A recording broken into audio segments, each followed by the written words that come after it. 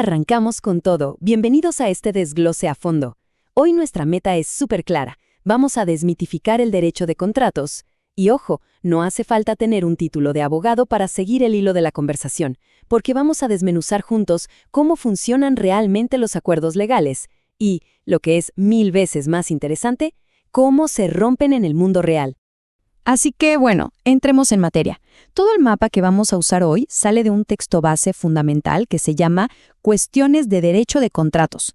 Sus autores son Íñigo de la Maza Gazmuri y Álvaro Vidal Olivares. Es, la verdad, una obra fantástica porque logra aterrizar todos esos conceptos legales abstractos que a veces suenan súper complejos directamente a la realidad del día a día. Y para no perdernos, este es nuestro mapa de ruta. Vamos a ver. 1. Las manifestaciones del incumplimiento. 2. El cumplimiento imperfecto. 3. Una doctrina viejísima llamada aliud pro alio. Y finalmente, cerramos dividiendo los problemas en el punto 4, disconformidad material, y el 5, disconformidad jurídica. Listo, sigamos. Empezamos con la primera parada, manifestaciones del incumplimiento. Aquí vamos a armar la taxonomía básica de cómo, exactamente, se quiebra un contrato legal. O sea, para entender el meollo del asunto, primero tenemos que definir qué es un incumplimiento contractual. Viéndolo con lupa y desde una postura totalmente neutral, es simple. Es la falta de cumplimiento de una obligación. Pero, y aquí viene lo bueno, esa falta no siempre se ve igual. Según los que saben, puede darse de 3 maneras. 1. No cumplir en lo absoluto.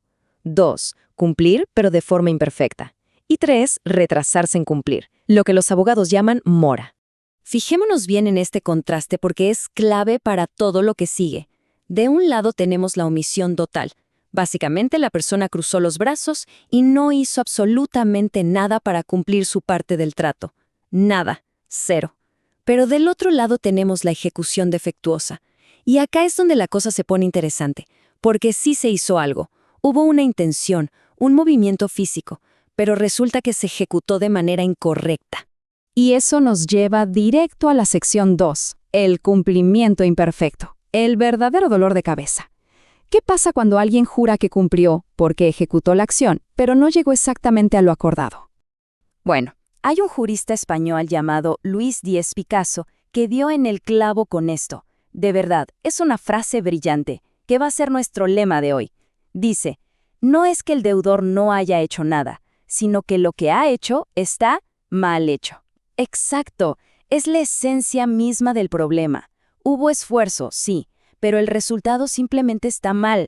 Pasamos entonces a la sección 3, la doctrina aliud pro alio, un concepto en latín traído directamente desde el derecho romano, que literalmente sigue generando ambigüedades hasta el día de hoy. Y es que aliud pro alio significa, de forma literal, entregar una cosa por otra, como si pidiéramos manzanas y nos entregaran naranjas. En la práctica judicial, esto se divide en 2 versiones. Tenemos la versión material, que es súper evidente. Se entrega un artículo físicamente distinto a lo que dictaba el contrato. Pero luego está la versión funcional. Ojo acá. Físicamente, el objeto es idéntico al que se pidió. Es el mismo modelo, el mismo color, pero resulta que es completamente incapaz de cumplir la función o satisfacer la necesidad para la que fue comprado. O sea, no sirve. Ahora, lo que resulta verdaderamente fascinante de esta diapositiva es ver cómo la teoría se estrella contra la realidad diaria. Todos estos son casos reales que llegaron al Tribunal Supremo en España. Imaginemos, se pide un motor de 75 caballos de fuerza y entregan uno de 27, o se paga por máquinas de arcade nuevecitas y llegan unas usadas. O peor, se compran relojes de altísima gama y resulta que son réplicas falsificadas. En cada uno de estos escenarios dieron gato por liebre, entregaron una cosa por otra. Pero aterricemos esto un poco más en la jurisprudencia local. Fijémonos en este caso de la Corte Suprema de Chile del año 2005. Se encarga sal nitrificada con una concentración súper específica del 0,8%. Pues resulta que el vendedor entrega sal al 8,0%. Un simple cero cambiado de lugar. Bueno, esa pequeña diferencia porcentual en el papel convirtió el fertilizante en algo completamente tóxico, causando estragos y daños enormes a quien lo compró. ¿Y qué dijo la Corte Suprema? Explicó que esto no era un simple vicio oculto o un defectito de fábrica. El razonamiento es muy lógico. Si la sustancia fundamental de lo que te entregaron cambia por completo su naturaleza, entonces se entregó algo totalmente distinto. Por lo tanto, aplica el artículo 1489 del Código Civil. Es un incumplimiento general del contrato porque la esencia de la compra simplemente no estaba ahí. Esto nos lleva de lleno a la sección 4, disconformidad material. Aquí vamos a explorar esa brecha gigante, esa decepción entre lo que se esperaba recibir y la realidad, ya sea en términos de cantidad o de calidad. Y este número lo ilustra a la perfección, 9,67. Ese es exactamente el número de metros cuadrados que faltaban en un departamento urbano vendido allá por 2011. Imaginemos comprar una propiedad basándose en un plano espectacular y al recibir las llaves falta casi un dormitorio entero. Esta es la clásica falta de adecuación material cuantitativa. Prometieron una cantidad y la realidad fue otra. O miremos este otro número contundente, 4,7. En un caso forestal en Valdivia en el año 2009, se compró un bosque calculando cierta superficie de pino Oregón. El resultado en el terreno, faltaban 4,7 hectáreas, casi 5 manzanas enteras de terreno que se esfumaron. Este refuerza claramente esa narrativa del incumplimiento cuando las cantidades son muy inferiores a las pactadas. Pero digamos que la cantidad está perfecta. Aún podemos tener problemas de calidad, disconformidad cualitativa. Las fuentes muestran casos súper variados. Un bus nuevecito que venía con fallas mecánicas de fábrica insalvables. O 1.500 toneladas de rodillos industriales que no tenían el nivel de níquel necesario para poder revenderse. O imaginemos esto, comprar en un condominio prometiendo caminos pavimentados y que entreguen caminos de tierra que causan inundaciones con la primera lluvia. Dependiendo de cuál sea el desastre, los tribunales sacan diferentes herramientas, desde la ley del consumidor hasta normativas de urbanismo. Y así llegamos a la sección 5, nuestra última parada, disconformidad jurídica. Este escenario es alucinante, porque el objeto físico puede estar impecable, pero la posición legal de quien lo adquiere está totalmente arruinada.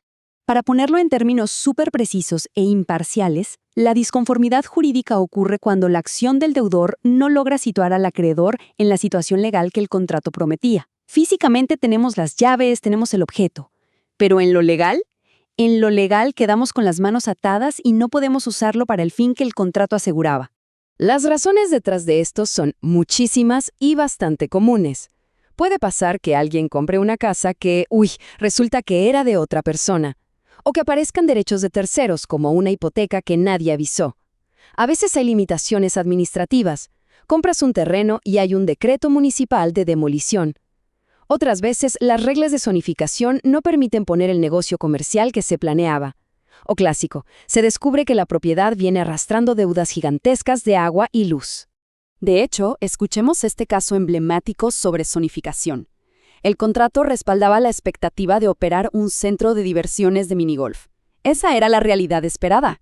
Pero la realidad legal fue como un balde de agua fría. El terreno no estaba urbanizado, no daban permisos de construcción y el municipio jamás iba a dar la recepción definitiva. El pasto y el espacio estaban ahí, claro, pero el contrato terminó siendo un pedazo de papel sin utilidad alguna. Y para ilustrarlo aún mejor, veamos este otro caso del 2014. Se arrienda un local comercial, todo firmado y listo. La expectativa era tener un negocio funcional. La dura realidad legal, el inmueble tenía deudas previas monumentales. El agua y la electricidad estaban cortadas de raíz por falta de pago de los inquilinos anteriores. Las paredes existían, el techo también, pero operativa y legalmente el lugar era inservible. Así que el punto crucial de todo este análisis es volver a esa frase que vimos al principio. A través de todos estos ejemplos, el motor con menos potencia, el departamento encogido, el local sin agua, vemos que la persona obligada no se quedó de brazos cruzados. Hubo una entrega, hubo una acción. Pero legalmente hablando, lo que ha hecho está mal hecho. Todo esto nos deja con una pregunta gigante flotando en el aire. Después de ver cómo los tribunales destripan estas discrepancias entre lo que vemos, lo que funciona y lo que dicta la ley, ¿vale la pena mirar nuestros propios tratos diarios? ¿Realmente cumplen los contratos con todo lo que prometen de pies a cabeza? ¿O acaso la mayoría esconde, bajo la superficie, un cumplimiento imperfecto? Es una perspectiva que definitivamente nos hará leer la letra chicha con otros ojos a partir de ahora. Ha sido un verdadero gusto hacer este desglose. Hasta la próxima.